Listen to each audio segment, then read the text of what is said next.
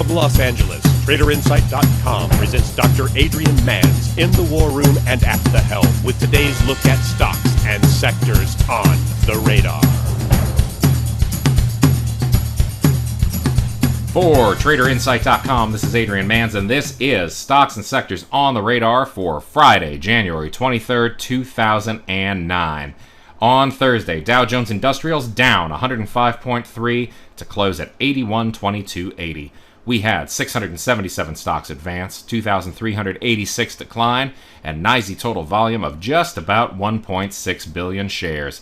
Where does it leave us? Right at the bottom of the Dow box. So right now we've got a situation where we are pegged to the bottom of this thing, trying to get back up into the range. If we don't manage to do it, if the news keeps coming in badly and giving us reasons to move lower, then I fully anticipate we're going to have a move down that's going to retest the 7,500 level. I think a retest of that's in the cards anyways. So all those of you who are watching the talking heads on television, encouraging you to buy every one of these 8,000 bounces here, I would hold off a few seconds and just think, is it likely that it's going to move down to 7,500 again and retest that level? What happens if it fails? What happens to those stocks I'm putting in my portfolio if it fails? And really, what's the harm in just waiting on this thing to rise back up into the range before we do any buying? Stocks are still going to be beaten up. They're still going to be down. The extra buck a share or 50 cents a share that you're going to spend is really probably a lot better than what's going to happen to you on the downside if this thing goes down to 7,500 and breaks through and moves lower. Now, S&P 500 down on the day 12 3/4, 827.50 on the index. The financials were again under assault. The Nasdaq and the comp down 1768 on the Nasdaq 100 and 4158 on the Nasdaq Composite. Microsoft didn't help things at all there. Announced that they're going to be laying some people off. If Microsoft's laying off, what's that say about what they're expecting going forward, right? Nothing good. Says Microsoft is probably expecting that their business is going to contract. Otherwise, they would not be laying people off. The VIX. The VIX is trading 47.29. That puts it still up in the high part of the recent range. I think that the new mean, of course, is defined by the travel range on the VIX from just about late September through mid-January here. I think the new mean is going to be in the 30s, low 40s. That spells lots of volatility around the opens. Lots of volatility at the open means lots of potential stop losses if you keep those stops too tight. So if you have to trade around the open, you're going to have to keep those stops on the loose side and then tighten them up once trading settles in on the session. My advice, if you're doing discretionary trading, is just to avoid the opens altogether until things settle in. On Tuesday, we talked about the insurance sector. So we're talking financials. We talked insurance in particular. I had lots and lots of ideas about short side setups, and then on Thursday, I got lots and lots of emails from guys saying, well, none of that stuff triggered. Well, it didn't trigger, but we had lots of inside days. The stocks didn't really do anything wrong.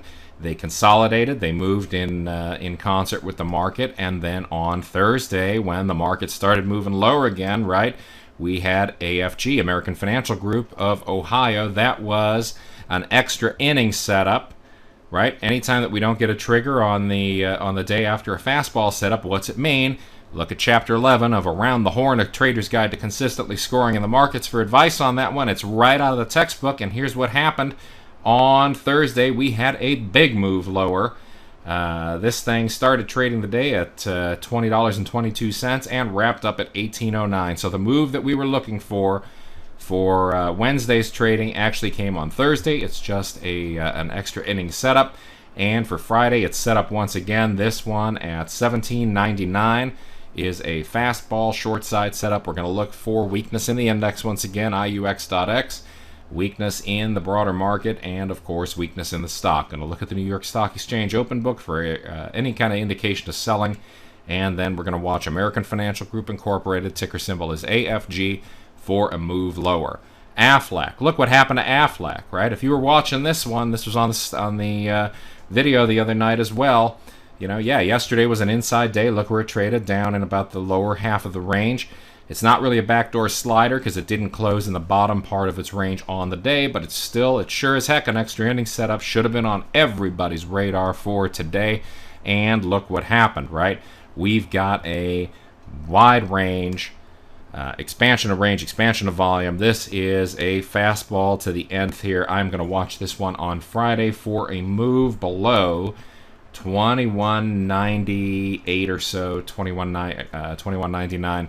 If I see that price action happen, I'm going to look for a short side opportunity on it. I would prefer to see this thing trade lower than have a pullback higher, get up about 30% into the range that we put in on Thursday, and then go cascading lower on weakness on the open book, weakness on the market maker screen, whatever device it is that you use to gauge price action. You want to see somebody start to hit this stock and move it lower on any kind of weakness. I've also got First Ameren, sorry, that's also in the insurance. Move below 21.83 on this one is going to be the indication that there's additional downside to be had. We've got FBP, First Bank Corp. This again is a fastball expansion of range and volume to the downside. $6.62 going to be the possible trigger price on this one, on weakness in the financials and the broader market. FBP, of course, is a commercial bank. Then the final banking sector holdout that we've got here is PNC, which is PNC Financial Services Group. We had this one on the radar the other day as well.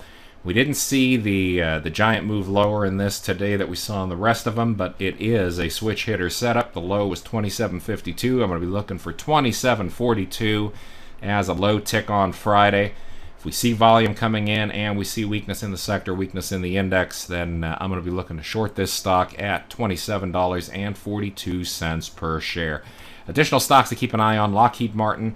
This is an aerospace and defense. LMT is the ticker symbol.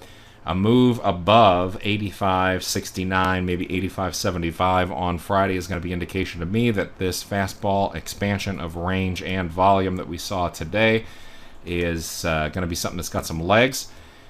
If I see that price action happen, then I'm going to be looking for the opportunity to go long the stock.